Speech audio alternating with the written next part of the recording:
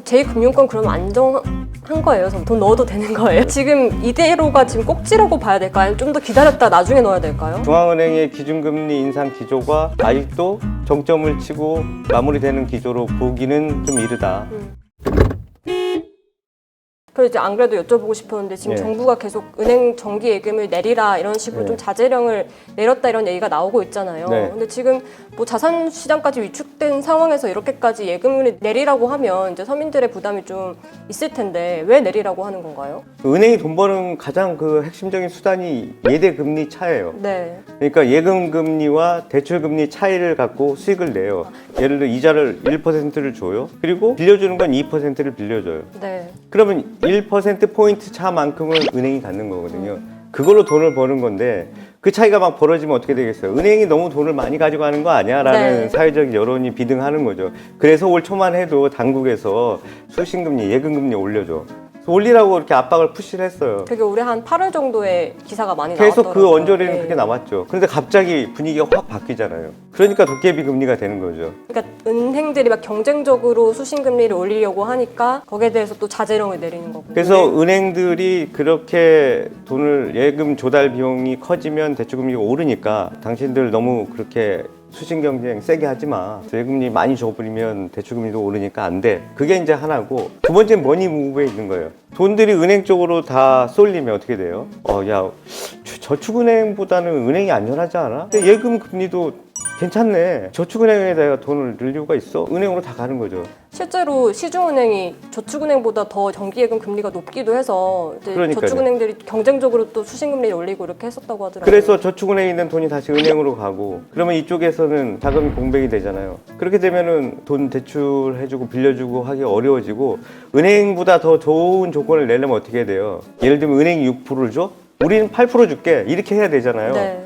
근데 8% 주면 어떻게 돼요? 대출을 10% 이상, 12% 이렇게 더 높이 주지 않는 한 이 사람들은 돈을 못 벌잖아요. 그러면 수익성이 악화될 수도 있고 재무 구조가 나빠질 수 있잖아요. 저축은행들이 위기를 겪을 수도 있잖아요. 과거 저축은행 사태에 대한 트라우마가 있을 겁니다. 이제 은행들은 대출을 통해서 대출 금리를 올려서 그 예대 마진으로 네. 돈을 버는 예. 건데 예. 이런 식으로 근데 대출을 금리를 이제 또 낮게 한다 이런 얘기가 있더라고요. 은행에 이제 당국이 예금 금리 낮춰라라고 이번에 말을 바꿔서 이렇게 얘기를 하면 낮출 거 아니에요. 네. 당장 낮췄잖아요. 네. 황당한 게 뭐냐면 11월 초하고 11월 말하고 비교해 보면 금리가 내려요. 근데 11월 24일에 무슨 일이 있었어요? 한국은행이 기준금리를 또 올렸죠. 3.0에서 3.25로 올렸잖아요. 그럼 다음에 쭉쭉쭉 해서 단기금리도 오르고 장기금리도 오르고 예대금리 차도 예금 대출금리도 올라가야 맞잖아요. 네.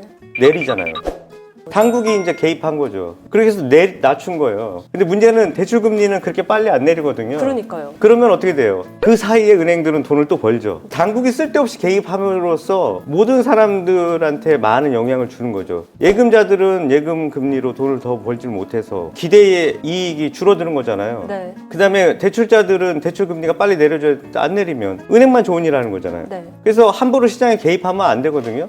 근데 당국이 개입할 수밖에 없었던 불가피한 사정도 있어요. 머니무브가 은행 쪽으로 막 쏠리면 아까 말씀드린 것처럼 은행에 돈이 모이고 제2금융권이 자금이 좀 취약해질 수가 있고 네. 은행 쪽에서 예금 금리에 대한 의존도 비중이 커지고 있거든요. 이런 것들 때문에 막 개입해서 머니무브도 막고 여러 가지 제2금융권도 상황도 보고 금융 시스템을 안정화시켜야겠다라는 의욕이 투영이 돼서 이런 구두 개입 같은 것들이 생긴 거라고 봐야 되겠죠. 불가피하지만 정상적이진 않다 이렇게 보여집니다. 근데 지금 은행들은 또 이렇게 관치금융이다 이런 불만들을 내놓고 있는데 네. 선배도 관치금융이라고 보시는 아니 거예요? 전반적으로 관치금융이죠. 정부가 개입해서 왜 시장의 금리 결정 구조에 정부가 왜 개입합니까?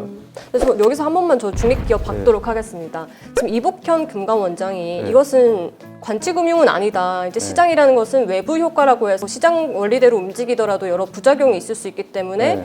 정부가 좀 개입해야 된다라고 했거든요. 그걸 누가 정합니까? 그 이복현 원장이 정합니까? 시장의 원리에 따라서 돌아가는 게 정상적이잖아요. 네. 시장이 실패할 때는 정부가 개입할 근거가 생깁니다. 정부가 개입해서 시장의 실패를 바로 잡아야죠. 네. 이복현 원장은 만약에 그렇게 얘기했다면 당국의 입장으로서 개입을 정당화하기 위해서 그렇게 주장하는 거죠.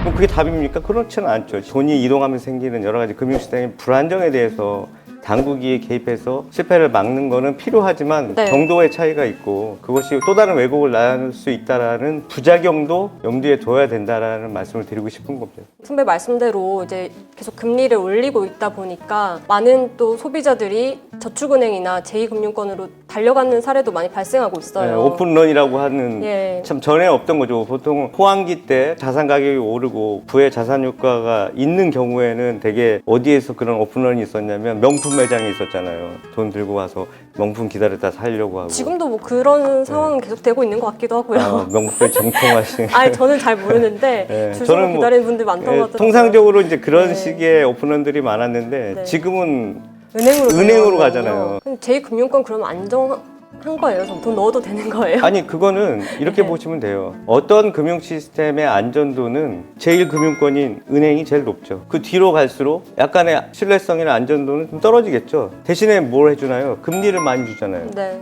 그러니까 리스크, 위험을 감수하는 거예요. 그래도 지금 네. 예금자 보호 정책 때문에 이제 저축은행에 돈을 넣어도 5천만 원 5천만 원까지. 이자 원금 포함해서 플러스 거죠? 이자. 네. 예. 원금하고 이자를 합친 금액이 5천만 원 미만이면 네. 우리 예금자 보호법에 따라서 보호받을 수 있기 때문에 그렇게 불안해하지 않으셔도 돼요.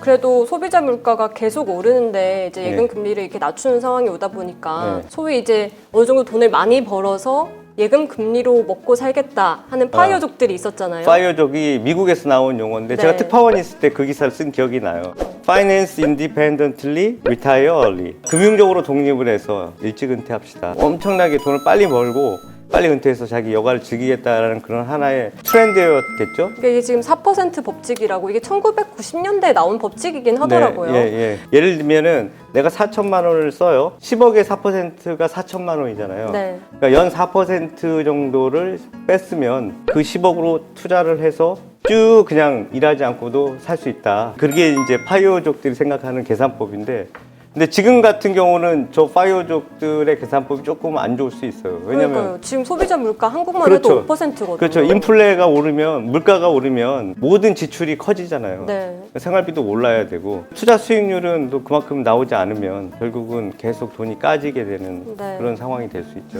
지금 이대로가 지금 꼭지라고 봐야 될까요? 아니면 좀 더 기다렸다 나중에 넣어야 될까요? 일단은 현재 한국은행이 3.25로 기준금리를 올렸는데 네. 이창용 총재가 3.5% 안팎에서 이 금리 인상기가 마무리되면 좋겠다라는 희망을 피력을 최근에 했어요. 네. 그렇지만 사실, 그 얘기는 내년에 한 번 더 올릴 수 있다는 거잖아요. 그리고 미국도 지금 아직까지 연준이 12월에 금리를 4.5%까지 올릴 수 있다 이런 얘기가 나오고 있어서 올릴 수밖에 없을 것 같아요. 미국은 이번에 0.5%포인트 올린다는 게 기정사실화돼 있어요. 네. 그래서 4.5%포인트 올린다고 돼 있고 다시 말하면 중앙은행의 기준금리 인상 기조가 아직도 정점을 치고 마무리되는 기조로 보기는 좀 이르다.